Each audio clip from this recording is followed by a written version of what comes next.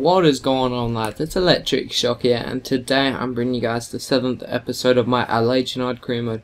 So we're going to start off this episode by having a look at the league table, and we are sitting at the top of the table with 15 points. We've played 7 games, won 4 of them, only drawn 3 of them, no losses so far. The other teams right up there are Bradford, Scunthorpe, Yeovil, who we play in this first game, Barnsley and Doncaster, and then down the bottom are some teams we've already played like Vauxhall and Crawley Town and Leyton Orient. So of course, like I said, we are travelling to Yeovil Town in this first game. It's a very important game. They're only a few points behind us. We need to pick up some points here. But before I get into the game, I do want to tell you guys that I'm starting up a new series, and this series is going to be an Ultimate Team series. I hope you guys will be excited for that, and that means I'm going to have to change up my schedule a little bit, and I will be uploading this career mode probably 2 times a week, and this other series 2 times a week. So that means there will be 4 videos every week now, so it's a little bit more than a video every second day. So let's get into this game. So Yeovil Town are using a standard 4-4-2, and of course Eugene Galekovic is back from his international duty, and he is playing for us in this game, and he's going to be in the defence with Marco Moroni at right back, Dylan McGowan and Jeju at centre back, Armstrong on the left back, Cameron Watson, Jego McGlinchey in the midfield, then Sanchez at right wing, Asiri on the left, and Jite up front. Very early on, Sirio takes the ball off defender, takes it around the keeper, and he makes it 1-0. He decides to shush the crowd. They were a bit loud, we needed to silence them, and that's how you're going to silence them. A very nice goal by Sirio. He's just got so good dribbling on FIFA 15, and once you're around the keeper on this game, it's so easy to score. Puts it into the back of the net to score his 3rd goal in the League One. Yeovil did create quite a nice chance though, and a little through ball in, then they put a cross in, it was 1, and Eugene Galekovic is beaten at his near post. A very nice goal by them.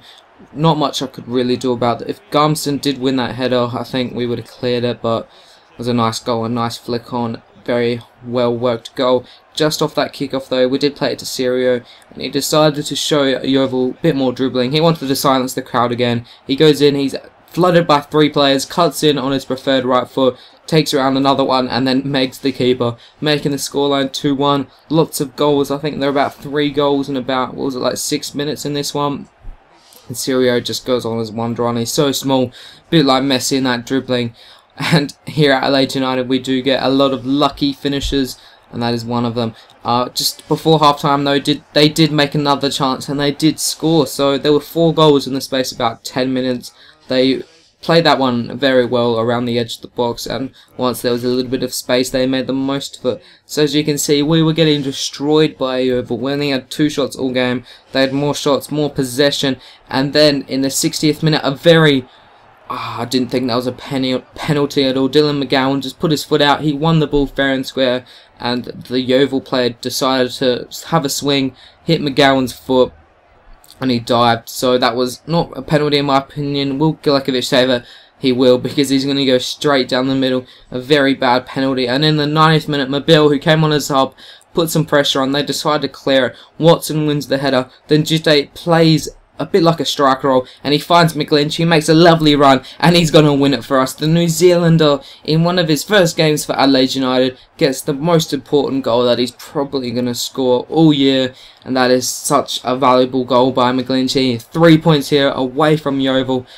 Very, very, very important. That's going to help us a lot out in the league, because they were pushing up in the table, and what a finish that was. 3 of the same goals by us, but I don't really care. So the votes in this game, we are going to give 3 votes to Sirio, 2 votes to McGlinchey, and also a vote to Eugene Galekovic, who saved the penalty and kept us in the game. Now the next game is an even more important game than the last one, if that wasn't enough important. But this was against, I think, 2nd place, Scunthorpe.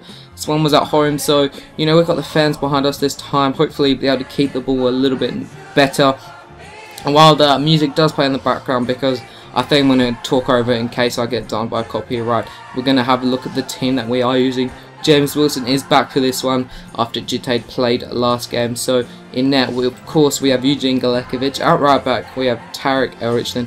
Bugard and Malik, Garmson at left back, Asayas and Boateng, McGlinchey playing again at Cam, and then Wilson and I think it was Ferreira. I can't remember the rest of the team. Anyway, at half time, you can see how boring this game was. There was only one shot to myself, none on target. They had 2 shots, 1 on target, and the possession, I guess, was in Scunthorpe's way, but no one could really make a clear-cut chance. Very boring game. There was a lot of tug-of-war played through the midfield.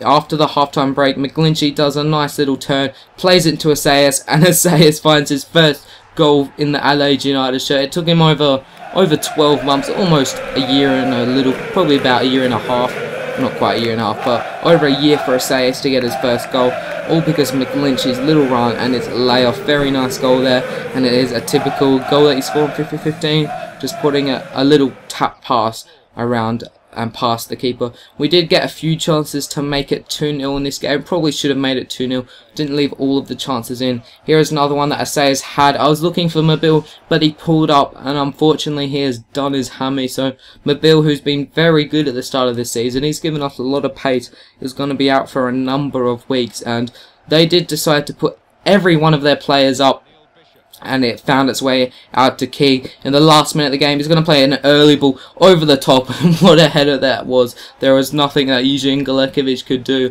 1-0 with practically the last kick of the game.